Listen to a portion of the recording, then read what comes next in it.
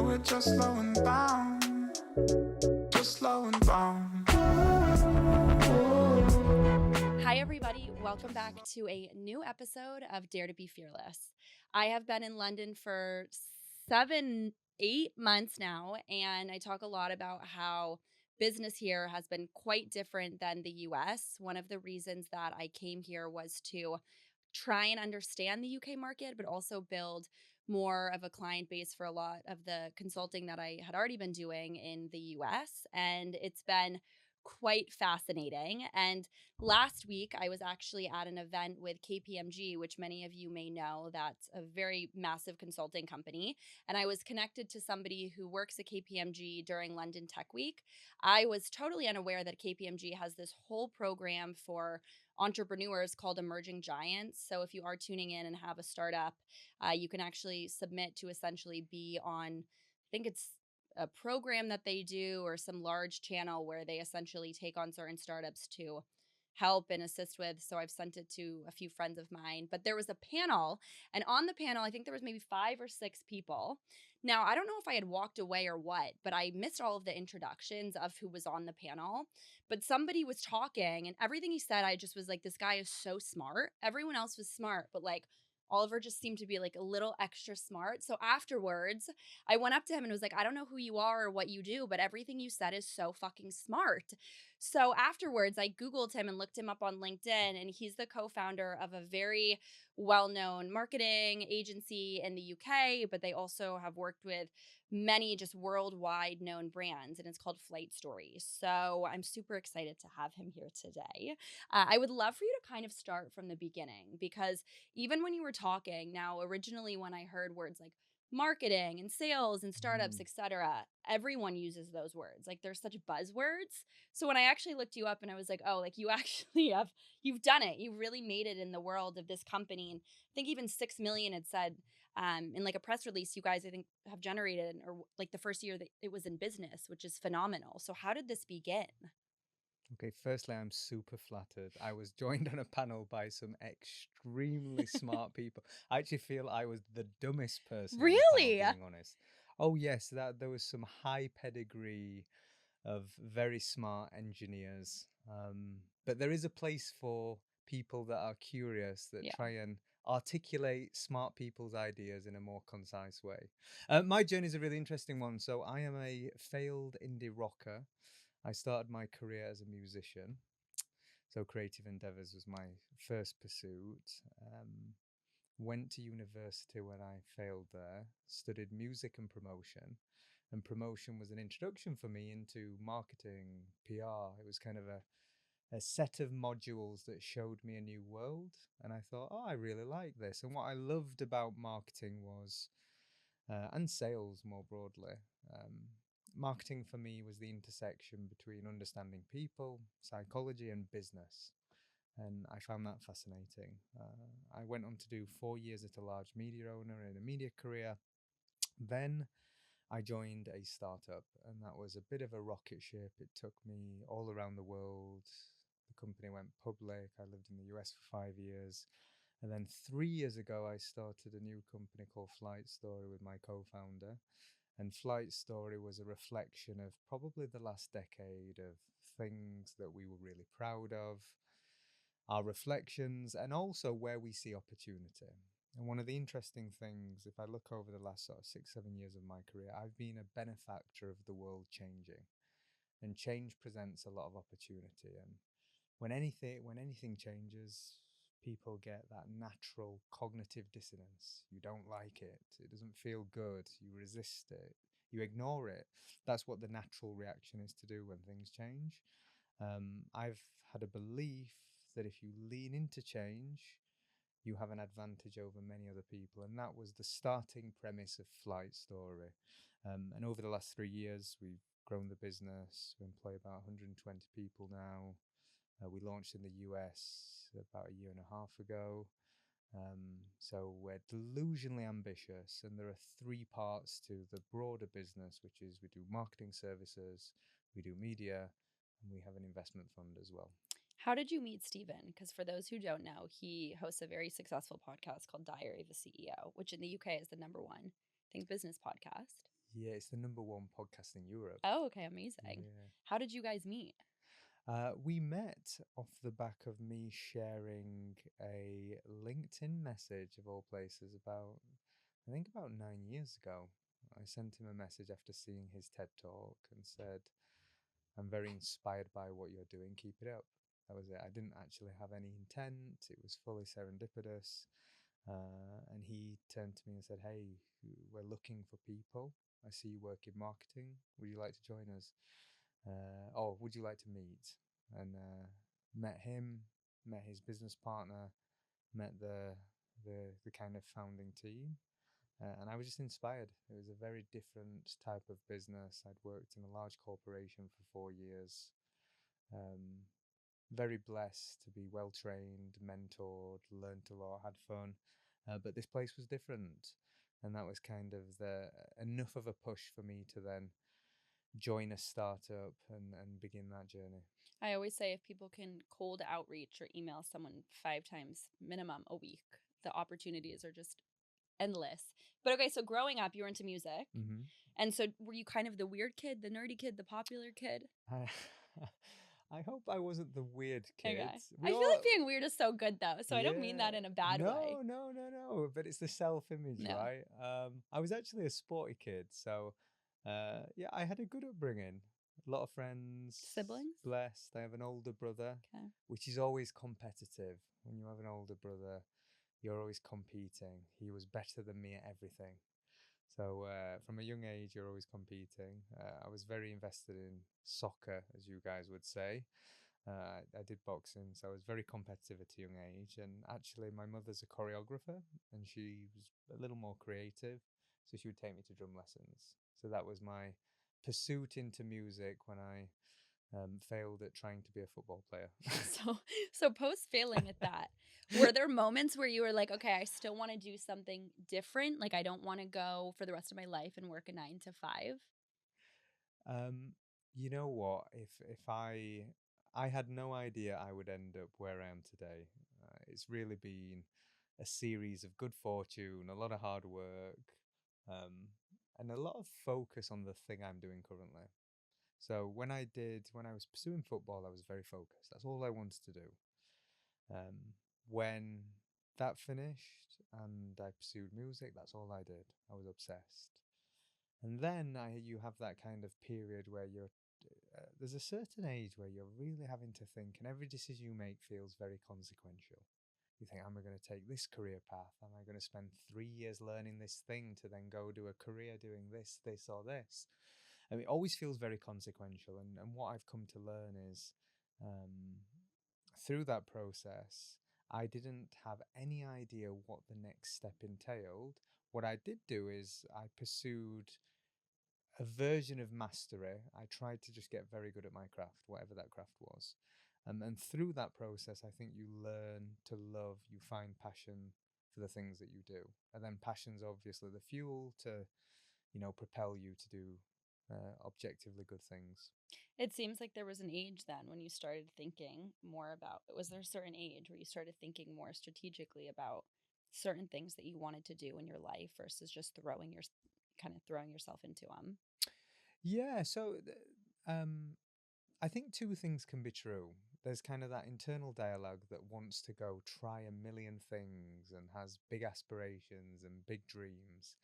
And then you have, the reality of what you're confronted with.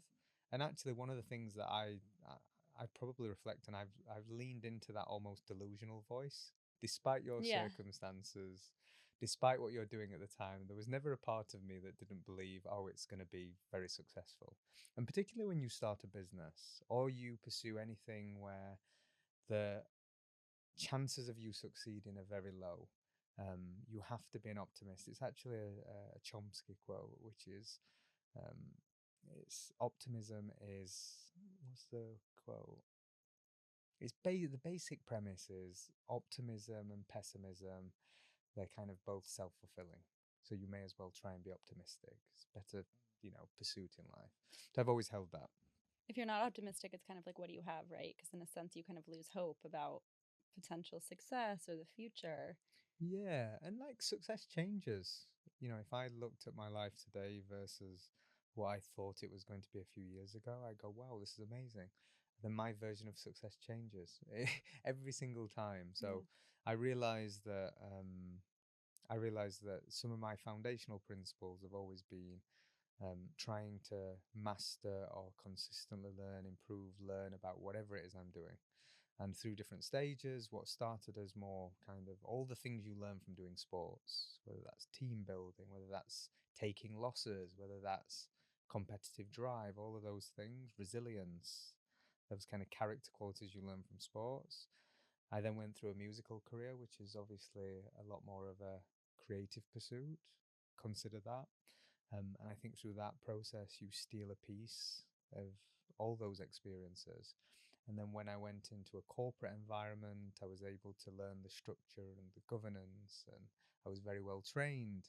And then going into a startup, even that it was probably, by the time I joined a startup, I was about 27, which isn't young, but it isn't old either. Oh God, I'm turning 27 in October, and I Y- can't figure out if I feel young or old. Yeah, it's Guess that. it's neither.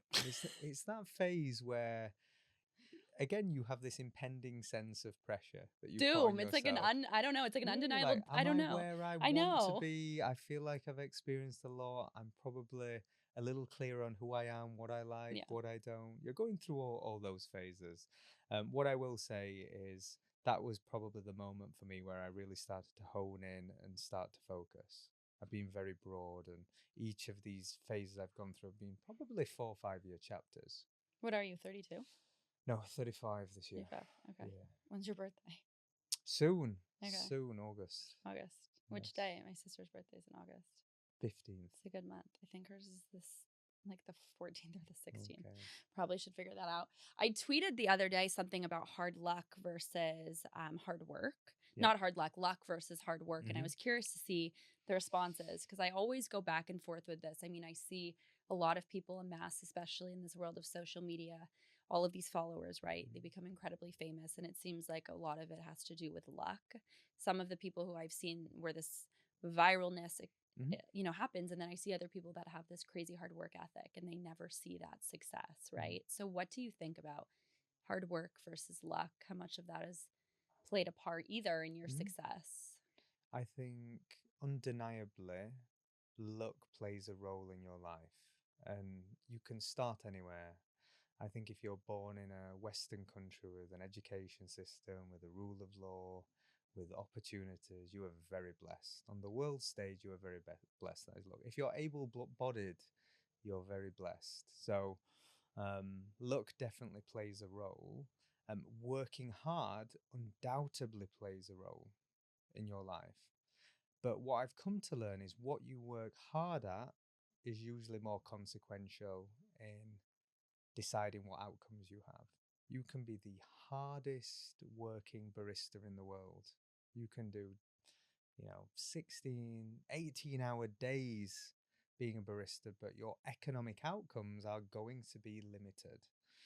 Um, but you can be a mediocre banker, a very mediocre banker, and you can have excellent Yeah, economic outcomes. If of course. that's your measure Sure. of success, which is usually a big part of most people's life.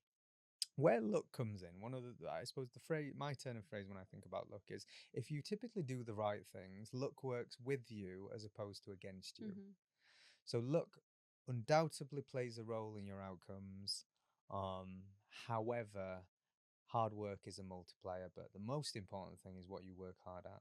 Oh, I love that. That's a very good quote. Everything you say, I'm like, maybe this will be the title of this episode because you're saying Okay. some very good things. So walk me back. So at what point had you, in a sense, I guess, failed at football? Was there a certain Mhm. experience? I'm like not really into sports. I mean, I like to be at sporting events, but I don't really understand them. So how do you know that you can't pursue this? Yeah, so I was 15 and probably 90%, if you're a boy growing up, you want to play football. Yeah. It's kind of ingrained in culture. From a young age, I played at a relatively high level. And when I got to 15, you're confronted with choices in the UK. It was whether you're going to go to college, I had an opportunity to have some trials and get paid to play football, and I had a hernia injury, which is basically, without being too graphic, it's your gut popping out Yeah. of the popping out of where it should be. Yeah. And there was a moment I was going to miss the trials, and I was going to miss the sort of first half of the season. So I decided to go to college, and I studied music technology, and that's where I met the people that I ended up forming a band. And I think football for me at the time became somewhat transactional. And there's that period in your life where you're, suddenly wanting now to have romantic relationships. You want to go see your friends. And the life of an athlete is one of solitude and discipline. The life of a musician sounded a lot more fun. And how was that? It sounded a hell of a Oh, lot yeah. more fun. And that was a bit of a pull for me. So I kind of just gave up on football. There wasn't a moment that just said, you know what, I failed completely. But I would have never, I don't think I'd ever made it to the top level, but I could have made a career out of it. And then I pursued music and fell in love with that. And again, that delusional ambition or that self belief, whatever you want to call it, there wasn't a shadow of a doubt that I wasn't going to be a drummer in a band. And the band itself went on and got a record deal, and we had some moderate success. But through that process, I was very comfortable because I know that for something great to start, something has to end. So I've enjoyed that first chapter. I enjoyed the second chapter.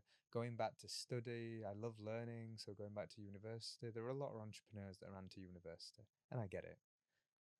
It's expensive. Is there much faster, more economically uh, rewarding, pursuits during the many years that you would spend there? Absolutely. But I think you learn a lot about yourself. You usually meet great people. It's a place of discovery. Should you get yourself in a lot of debt for it?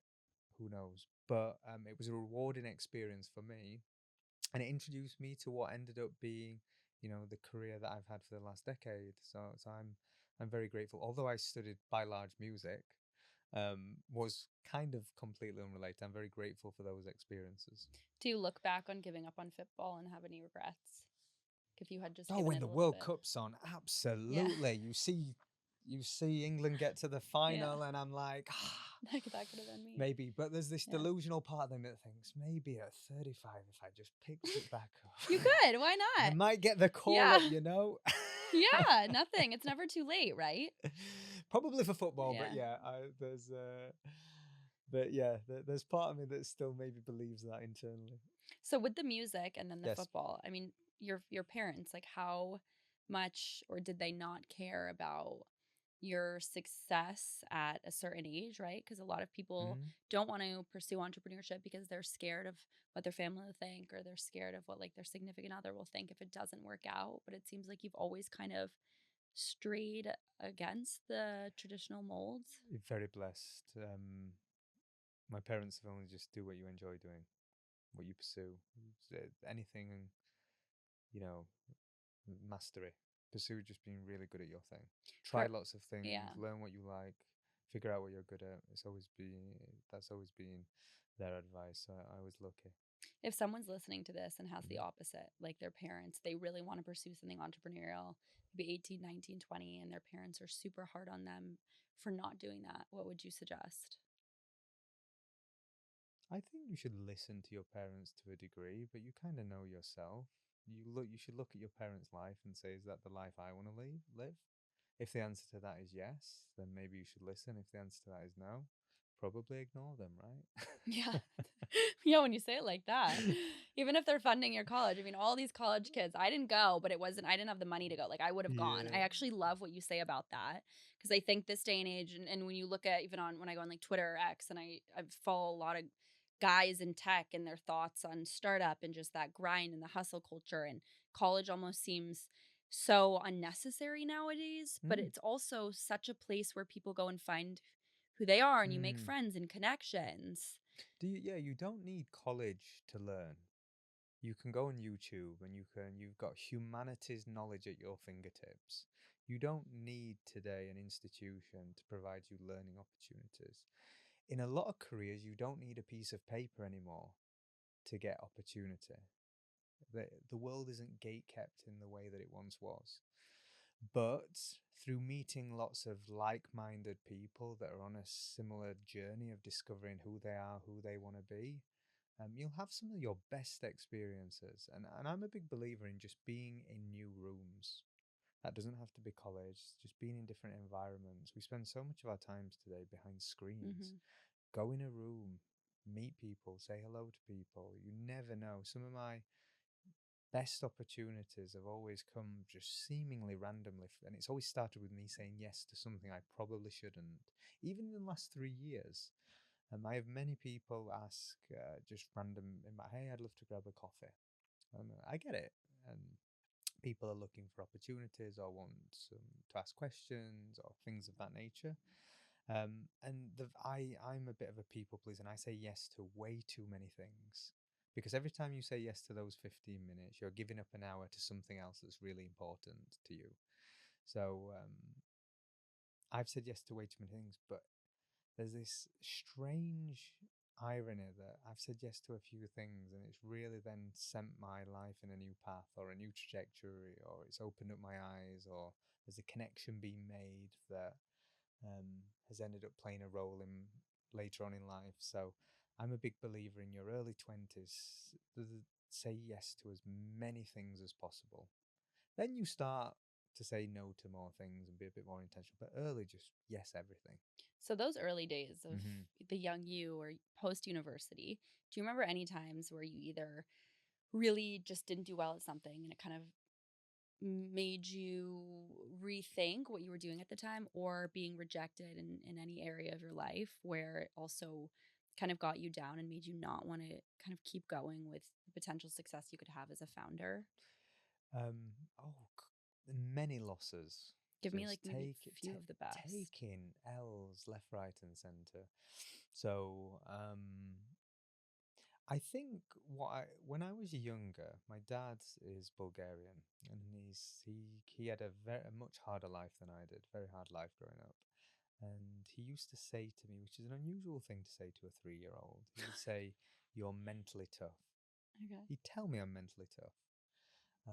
And I never knew what that actually meant, but I grew up believing it, whether it was true neurologically, whether, but I believed it to be true because I was told it from a very young age that I was mentally tough. So whenever I've faced hardships, I've never taken them particularly personally. It's never stopped me trying. And doing something new. So my perspective on loss, you know, rejection, all those things are necessary. If you're not getting rejected, you're not trying hard enough. I think you have to take rejection. I'll give you some pointed examples. I got rejected from almost every job application for my first kind of trying to get a career and job. So many of them said no. What were you Um, applying for? oh, really? It's like retail Mm. jobs, call centers. Nothing. I'm not talking difficult. These are not. What's wrong with you? These are difficult. These aren't difficult jobs objectively to Don't they get. need people in the call centers too? I felt like I was Maybe you are capable dumb. enough at the time. Yeah. However, apparently I wasn't. So just kept going, kept trying, and inadvertently, the opportunity I did land on ended up being probably a bit more suited to me and right.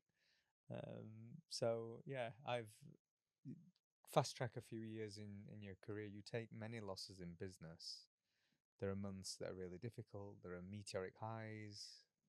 There are very deep lows. So having a constitution that deals with loss and reframes losses as lessons or rejection, if you reframe those kind of inherent negative feelings you get, um, it's a good constitution for success. I think there's a lot of common themes that entrepreneurs have, Mm-hmm. and definitely being able to bounce back, resilience, grit. And I like that you use those words, mentally tough, because I mean, whether or not somebody's parents are telling them that as a kid, I mean, that is literally the definition, right, of resilience and grit. You've worked with also entrepreneurs and larger brands and CEOs. So is there any common theme that you also find? I mean, is it that these highly intellectual, very successful people have in the way that they're able to either build a business, scale a business, or maintain a business that they run? So there are many positive traits. Usually to your point, very resilient, usually very ambitious, very driven. The question then becomes, why is someone driven? Most people are driven from a place of either insecurity, so some of these kind of demons you carry from your younger years, proving people wrong, that chip on the shoulder, all those cliches. I notice a lot of very successful people have that. Surprisingly, some of the most successful people I know are some of the nicest as well. They're Why would you genuinely think they'd be the opposite? well. I think and I've lived in the US, and there's my definition or my view on US business to maybe the UK. US business is a lot more transactional. I think in the UK it's a bit more relationship driven, I agree. and you may have sensed this Yeah. having come here and met a lot of founders, etc. What was the question? Question was common themes along the way with founders, resilience, grit. And then I said, why did you think some business owners, you said, Oh, very nice. yeah. Yeah. Why do I think they're very? Well, I think that there's a common misconception that, to achieve great things, it comes at a cost. It's a zero-sum game, someone has to lose for you to win. And it's definitely not the case. Usually, most of the people that I know that are tremendously successful have brought so many people with them. Well, I think because the word ruthless also, when people think of very high powered business owners, and Yeah. you read one sentence about somebody who started a $1 billion company, and there's just, it seems like they're ruthless and they step over people. Yeah, and take a controversial figure like an Elon Musk. In many respects, there's a reality that taking on these meteoric challenges, sending things to space, building tunnels, reinventing systems, pioneering a new energy system, like all of these things, neurotechnology, these are very complex problems that have extremely low chances of success. There's a reality that you probably have to be a bulldozer and move the world around you. You have to bend the world around you to take on those challenges, which requires a level of ruthlessness and extreme clinical nature to be able to be successful. But that doesn't mean that you can't have good values and good character. Yeah. But it does come at a cost, I think, when you're trying to take on some of those pursuits. Are you an Elon Musk fan? Do you like what he's done with? I've just started reading I'm halfway through his book. Okay. The Isaac Walton. I don't know. I didn't know he had a book. His basically his autobiography. Okay. Fascinating. I tend not to be binary on these things. I have a ton of admiration for what he's achieved, and there are many things I like. There are many things that I don't agree with, and that's okay. Mm-hmm. It doesn't just because I admire elements of a person doesn't mean that I can't hold my hands up and say I think they're wrong in these areas. So I lived in Austin for about 4 years, and it was only when he moved there that I feel like I really kind of paid attention more to him, but also Twitter, yeah, X, whatever people want to call it. I'm going to call it Twitter.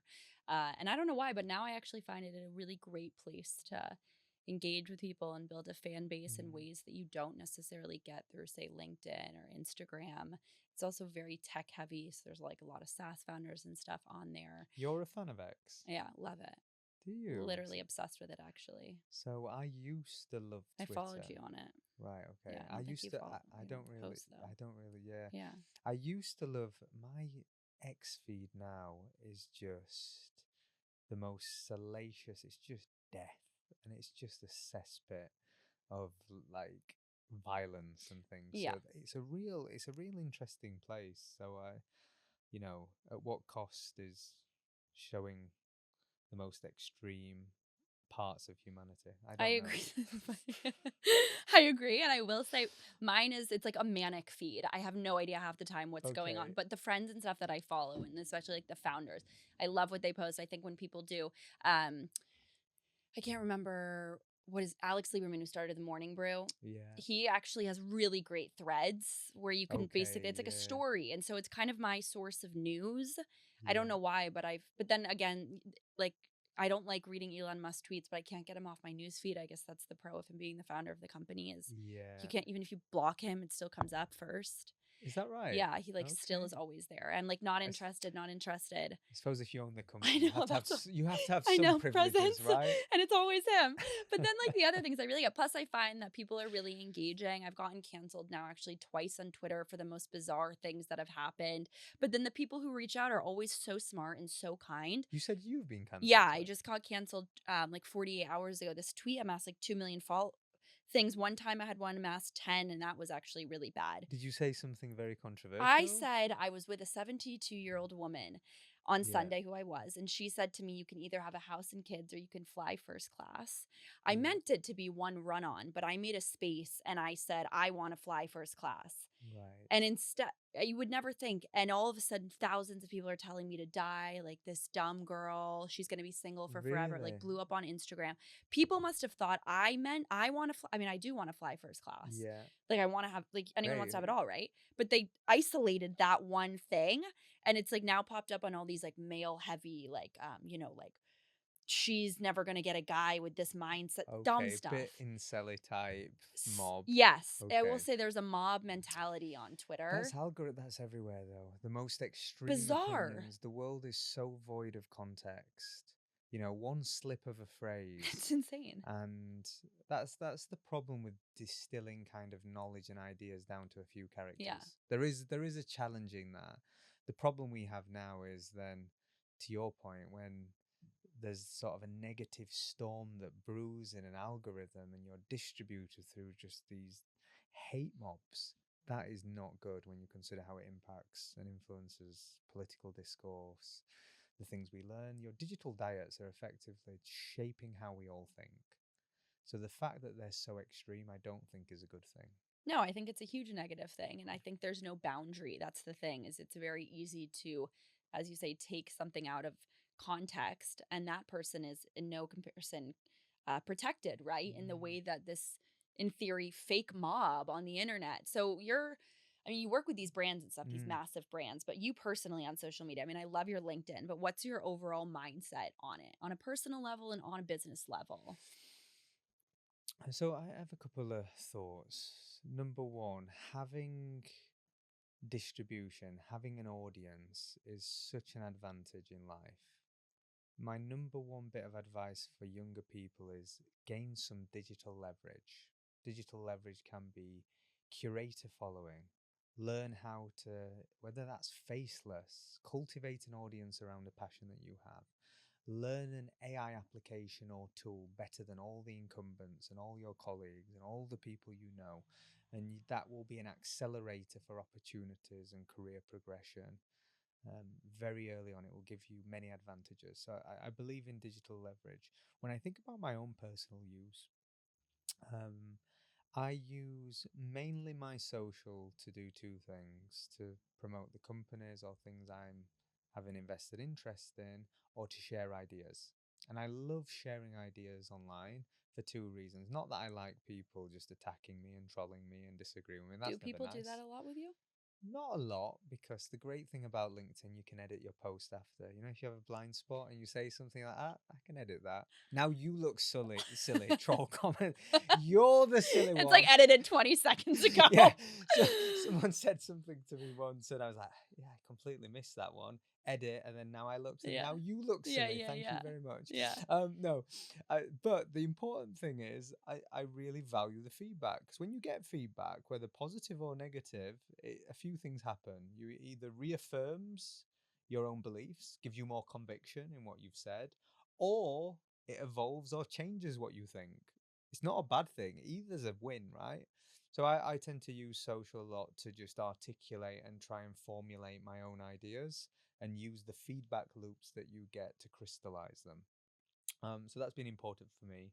In terms of how I go about it, I have a few camps that I consider here are my themes that I care about and I have strong opinions on.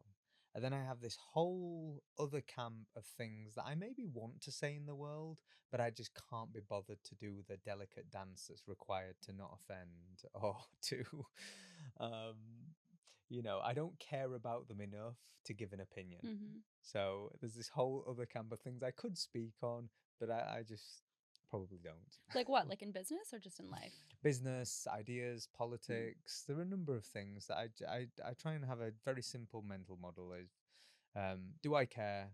Do I have a strong opinion on this matter? And then the third question I ask myself, is it worth it? It's never worth it. Yeah, sometimes it's just not worth it. Yeah. For me to give a really strong opinion on a political party that I don't actually care that much for, it's not worth it. So would you say that everything you post online, you think about how this can impact Flight Story? I think you have to. Mhm. When you build a company, you're not thinking just through the lens of yourself selfishly. You have to think about your partners, Mhm. your colleagues. I think that's one of the challenges with this phenomenon that is sweeping social media, extreme transparency. On one hand, I applaud it, the fact that people can be a lot more honest and vulnerable online and share their flaws. On the other hand, um, we don't often see the negative cost. Every time you put anything into the world, people are forming opinions of you. And we have to remember it's not the hate mob that put hateful comments or the people that give you overwhelming admiration. The vast majority of social is silent. But each person that sees the thing you say or the thing you create or the thing you post, they have an opinion on you. They're forming an opinion. And that is your brand. That is your digital reputation. And that's going to work for you or against you in things that you do, whether that's a job you're applying for, whether that's a business you're building, whether that's someone you're trying to hire. So I do believe when you put things out in the world, there should be a purpose. There should be some intention behind why you are doing that thing. I mean, I've seen so many influencers. I personally don't follow too. Number one, I hate the word influencer. I really just Yeah. don't. I think it's very stupid, to be honest, because everyone has influence, and like people who have 2 followers are like pitching people for You it. shouldn't conflate influence with the following. They're Yes, different things, very right? different. Yeah. Okay. And I find, when I see, especially some of these young people, the things that they post, and then people will say to me, you post so much about your life. And I actually, the stuff that I post is always very career driven, and sure, it's very honest and open, but I really don't talk about the stuff that I see some of these other people talk about. I specifically think about like dating or sex or, going off on somebody like rejection wise. I mean, I never post about that stuff. And I think other people do because of the So is views. that your framework? There's certain things that you go, you know what, this is I don't have strong enough opinions, or I Oh, I don't have see the benefit. opinions, but Okay. it's too public. I don't, Okay. even if it were to amass me a certain amount of following, right? It doesn't interest me because of the, as you said, the downside of the judgment and or the negative connotation. So I'm curious your opinion is for people who are desperate for views, for likes, right? And they don't think past that mindset of like, let me post anything about sex, let me post anything about dating just to get views. They don't even think like this may be too much for the internet. Like, what do you say to them? Whereas, like, is there a line where some of this stuff is too much for the internet? 100%. There's a cost to everything you do. There is undoubtedly a cost to everything you say. So you've got to hope that it's worth the cost that you're going to pay. That doesn't mean I'm the biggest advocate for sharing your truth, but you actually have to care. If your motives are, I want likes, or I want attention, or I want to grow a following, if that's the true motive, you've already lost. Yeah, I agree. That is a digital affirmation is the wrong pursuit. It's never the right pursuit, not as an individual, not as a company. I cannot count the number of times when I used to run a social media agency that brands would come to us and say, I want to grow my following. Can you help us? I go, okay, what do you do? They go, we sell shoes. I go, okay, so you want to sell shoes. Maybe a following will help you, but you want to sell shoes. Yeah. Let's start there. Let's not start with, I want to grow a following. That should never, ever be pursued. That's often the outcome of doing the right things and being considered. That's not to say you shouldn't have an appreciation and understanding for how algorithms work. There's some baseline truths. The most extreme opinion wins. If you want to garner attention, you have to find your 20%, meaning you have to be willing to upset the 80% that will disagree or sits on the fence. You have to be okay with that and at peace. And you'll only ever be okay if you're doing it for the right reasons. For example, if I gave a strong opinion on business, on team building, on, technology, it's because I actually care. It's not because I'm doing it for likes or attention. That doesn't mean I won't frame how I say something in a certain way to garner more Yeah. attention. I may have a more provocative headline. I may structure things in a way that are optimized for social, but my opinion and the story remains the same and it's authentic to me. That is so smart. I wish everyone had that mentality. I think that is actually such a genius thing that you said, because it's going into something to be clickbait, right? To gain Mhm. views and not even having the mindset of anything past that. The brands that you've worked with or founders, would you also say that that's kind of a similar mindset to somebody who's like, I want to start a company to sell a company? I ask you because I've interviewed a lot of people Mm. who are like, any founder who wants to start, say, an e-com business to eventually sell it has already failed, because they're not even thinking about the original idea of like why they started this, the actual meaning or the purpose behind this Mm. brand. They just want to sell a company. Yeah, you can have success if you have a very clear goal. Building this thing to sell this thing to get a great return for my time. That's okay, by the way. But you will never build anything great. And if you want to really achieve your potential and feel fulfilled, you probably should build great things, great services, great products, and you should be a master of your craft and the things that you do. And that's where you'll get your fuel. But it doesn't mean the two things can't Hmm. coexist. Okay. In terms of kind of founders, it's a really interesting study that was done. They looked at all founders that were raising capital, and they gave a crude category of founders that had a high social presence, meaning they had a decent or reasonable following, versus those that didn't. And on average, those with a large social following gained 22% more capital. They raised 22% more each time. So, undoubtedly, at a baseline level, if you are a founder, if you have entrepreneurial aspirations, cultivating a community, an audience, having people see your ideas, your thoughts, what you do, how you're building, undoubtedly a multiplier of success in every endeavor, whether that's when you're trying to hire people, whether that's whether you're trying to raise capital, whether that's you're trying to sell products and services. It will be a huge value add. But there are no shortcuts to do it the right way. There are no shortcuts. There are things you can do to get there faster, but they're not really shortcuts, because again, it's the wrong metrics. Like, there are a couple of rules today on social. I'll give you some real basics. Um, we've moved from a social media that used to be predicated on things you followed. Now, the vast majority of social media is built on a discovery engine, meaning your feed is different to mine based on my passions and interests at the time. And every time I interact with anything, I'm sending a signal, positive or negative, whether I like something. It's the reason that everybody's feeds shift gears and you start to be served a certain type of content based on what you need. It's really helpful for attention because your feed is always relevant, but the people that you used to follow may no longer be relevant in your life. So shifting from a follower based social graph to a discovery engine has been a necessary move. What that also means for individuals is that you can build a larger following if that is the pursuit or the goal. You can do it much quicker if you focus on a niche. So you do one thing and you do it exceptionally well. So if you are passionate about AI, you shouldn't talk about AI because that's broad. You should talk about AI tools for automations, and you just review AI tools for automation and you stay very narrow. And that's how you can gain traction and velocity and momentum much quicker if you're cultivating an audience.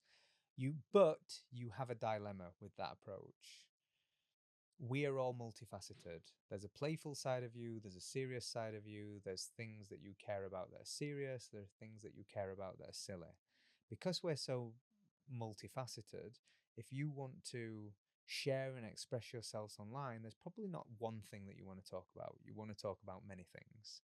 So, one of the things that I've tried to do is go, here are 3 things that I want to have strong opinions on: technology, marketing, and then I'm going to bucket business and social issues, development, all of those things. And that's typically the only things I speak on. So it's still very broad. I don't take my own advice because my goal isn't to grow a large following. My advice is to build my reputation in certain fields, and they're slightly different goals. But if your goal is following, the number one thing you should do is niche down. How long did it take you? I mean, how far into your life did it take you to figure out those three topics? Well, I've been a marketeer for a long time. So I would say I've had a professional interest for a decade in marketing. For the last 4 years, I've had more of an invested interest in technology and business. Um, but it's only through the process of content creation. I've done that quite consistently now for about 2.5 years, primarily on LinkedIn. And having done that for 2.5 years, I've kind of it's maybe took me 18 months to figure out they're the themes that I actually care about. Okay, so what you said about founders and being able to raise more capital, Yep. would you say that there's a lot of value then in this personal brand and somebody online having a personal brand Oh, without a doubt. as a founder and also having the company? Because it's almost two products that, even though Mhm. you're probably selling, still bringing everything back to the product. 100%. And what you will see, some of the most successful outlier companies, you get a shop window through the founders or the employees into what the company is building, who they are, their personality. It's much easier to connect with people than it is with a company. What I will say alongside that, as your equity in your company gets bigger, so does your personal profile, and vice versa. As your personal profile gets bigger, it adds equity to the company. So there are a lot of benefits. I will say a cautionary tale. There are a lot of people that maybe swing the pendulum too much in self serving and the pursuit of their own personal Mm-hmm. fame over actually building a company that does good work. Like, the greatest personal brand in the world will not help you build a great company. You've got to go build a great company. You might get attention because you know how to Mm-hmm. cultivate an audience, but you still got to go build a great company. I was going to ask you because somebody asked me the other day on a podcast, what did he say? Oh, how do people who are hiring, and when you're hiring, Mm. like if and someone who wants to work for you comes to you and they also have this massive social media presence, like they're this so-called influencer or creator, whatever. Mm-hmm. Do you appreciate that? Like, do people who are hiring applaud that? Or does that kind of turn you off on a potential candidate if this person is almost running this side mini business of like their personal brand? Um, the answer is it depends. The reason I say that, I remember we were looking for a new creative director in the US, and there was someone that I followed online and I liked their ideas. I understood how they thought. And I met them. I was a little underwhelmed and, never meet your heroes type scenario when I had an interview with them. But one of the things that my colleague said to me at the time is that guy literally just tweets all day. He can't be getting any work done. Mm-hmm. And there is a truth in that it can go one to way. In my view, it was a strategic move of we as a business sell to social media buyers. This person has a huge social media following. It inherently can only add more value to the company. But would he have made the best creative director? Absolutely not. He Hmm. wouldn't have. He'd have Interesting. been a poor creative director. Would it have been a good ROI for the company? I still think so. Showing up on the feeds of tens of thousands of Yeah. social media managers would have been advantageous to us. So that's why I say it depends. What makes you fearless? Fearless. I don't think I'm fearless. You've got to be fearless. You're on the show and it's called Dare to be Fearless. So if you don't have an answer Oh, for this, you're getting kicked off. what makes me fearless? I'll give you two answers. One of them is I have a fair bit of balance in my life. So I believe we all have these pillars that make up, and in my world, there's my health, which is my first foundation. There's my relationships, friendships, family, etc. And then there's my passions and my professional endeavors. The great thing about me, I try and invest in all of those things as best as I can. It doesn't mean that there's not inequality, but when one thing goes wrong in work, at least I have this thing going right for me. When I'm not investing enough in this area of my life, at least this is going okay. And I think that has given me a very balanced constitution by making sure I invest in those facets, and it's allowed me probably to perform better in business endeavors as a consequence. Probably because, you know what, if business fails, I'm okay. I got other things that I'm quite Mm. happy about. So, and then the second thing I'll say just around fearless is, what do we really fear? No one gives a fuck about you as much as you care about you. They don't in the world. So, we don't know what happens next. I don't know if you're religious or not, but all we do know is you get a roll of the dice. So who cares? Give This it is a very go. true. This is very true. No one's paying as much attention to you as you're paying attention to you. I want to wrap up with some, talk about Flight Story, but I'm really just curious on a personal level. I mean, you're incredibly chill and relaxed. Like, what is your morning routine? Do you ever Oh, feel it's stressed? Oh, my morning routine is the worst. Really? I have some awful habits. I'm like, wake up as late as I You're possibly kidding. I can don't get this from you. and then I'm 15 minutes out the door, perpetually late. Wow. Like my morning routine is not good. I read this so wrong. I No, see you like drinking green juice on a no, farm. don't take advice from me. Okay. If anyone asks me morning routine advice, go read about someone else or listen to. I'm not the guy. My morning Wow. routine's awful. I wish it was better, but it's not good. No. I have three jobs. Okay. I have the job of like my work. Yeah. Then I have to go learn a load of shit, and that usually means I have to do that at like 2 a.m. YouTube binges, What learning are you about this learning? I don't know, new Technology stuff. Got technology it. or something of, an idea, a concept. I'm learning about psychology. I'm having to learn all the time, and that fuels two things: ideas for business, but also ideas for thoughts that I'm going to put out as content. So yeah, fundamentally, do not listen to me for morning routine advice. Okay. Wow. I No, literally just imagine you calm as like a goat on a I wish. farm because I am quite calm, but you're not. so fucking calm. It's like, it's remarkable because you don't seem to be phased by anything. Like, do you ever get stressed with this? I'm assuming this is an incredibly stressful. Stress is so objective. Okay. It's so sorry. It's so subjective to the Yeah. person. Objectively, my life is extremely stressful, but to me, I'm balanced with it. I'm okay. It's great to know that you don't need one of these morning routines with like green juices and your perfect farm life to have a not like you can do it all. No, I will say, a little bit of sunshine in the Okay. morning, a cup of coffee, not rushing too quickly is probably a good thing. Cool. Um, but yeah, I don't practice what I preach. Well, here we go. All right. Okay. So I guess we can wrap up then with on, on that on that inspiring note. note. No, I guess you're really real. I interviewed a founder of this big fitness company. I mean, hers was so sexy, like the celery juice, and she's like a size. It's like everyone wants to be Rachel Katzman, who I love. But like, holy shit, that morning routine felt like it's too good to be true, and she's too pretty. It just felt fake. It just felt fake. But okay, so with Flight Story, how long has this company been around? When did you guys start this? 3 years to the day. And what are some of the biggest brands that you've worked with? Like, what have they come to you guys for? We work with everyone from emerging startup through to Google, fashion brands, the world's biggest fashion brands, beauty brands, very eclectic mix. What do they come to us for? I think there are three areas we're particularly strong. The world is complex and marketeers have lots of choices. We do a lot of strategy work. And strategy isn't about doing more, it's about being intentional and focusing and narrowing down the choices that marketeers have. So we do a lot of strategy work. The next piece is creative.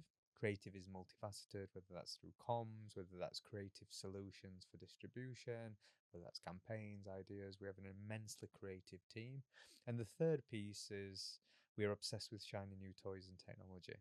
So people come to us to try something new, to understand how AI will influence their creative production, to understand how they can integrate it into their teams, to get a view on the possibilities of the blockchain and how luxury brands may want to validate and use the blockchain to do X, Y, and Z. You know, our teams are very much curious minds, playing with what comes next. 120 employees you have in 3 years. Yeah. Do you see a future of selling this company? TBC. What's TBC? I know To be TBD. confirmed. So Oh wow, I've never heard of that. That's so that's cool. maybe a British That's phrase. awesome. TBC. Cool. Okay, keep going. I just know TBD. What would TBD To be? be determined. Oh, same thing. Yeah, it's same thing. Same. Yeah. Okay, Same, cool. same. Sweet. Okay, so you do like it's potential. Yeah. We're in the business of making money. Okay. So. I feel like you've already sold the company and now you're gonna have to TBC this for the future. But anyhow, okay. So, what is your last piece of advice for somebody who wants to start a company? Give me like Oliver's number one piece of advice if they have an idea but they're too scared to start. Okay. Be patient, because the idea that you have might not be the idea that, makes the outcomes that you want to have. I have a belief that you should put ideas on the shelf. So you have it, don't just act on it, just wait. And if it nags away at you for longer than 6 months, then go do it. So I think there's an element of patience. The next thing is, don't try and have all the answers. You never will. Our business has gone through meteoric shifts, pivots, ups, downs, twists every 6 months. The plan that we thought we had was different 6 months later. You just need to start, get some forward motion, momentum, a loose direction, and that's usually enough. And then the last thing then is, if you're going to start something, what you build and the field you build in will be very consequential to your outcomes, but who you build with will be the biggest thing. So make sure that early people that you bring around you, whether that's either investors or co-founders or that founding team, your culture, how you think, what you produce, what you do will scale from there. So make sure the people around you are very complementary, and add things to whatever it is you're trying to do. Doesn't have that. I'm a big believer in hiring for strength, not hiring for people who have lacks, for people who lack weaknesses. That's what most people do. People get hired when they don't have weaknesses. I think just focusing on people that have very specific skills and strengths that are complementary to whatever it is you're doing. You have been a true pleasure to have on this podcast. Thank you. Where can everyone find out more about you or Flight Story? So I jabber on the internet a lot on LinkedIn. So that's probably the best place to find me. Just Oliver Yonchev on LinkedIn. Flight Story is just flightstory.com. Figure out what services we offer. Unless you sell the company and we're in a TBC state over here. Then I have to TBC. That's all I can say.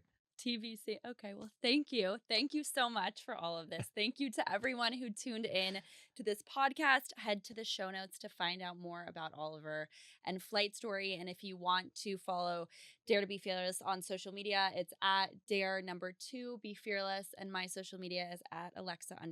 And I'll see you guys next week for a new episode of the show.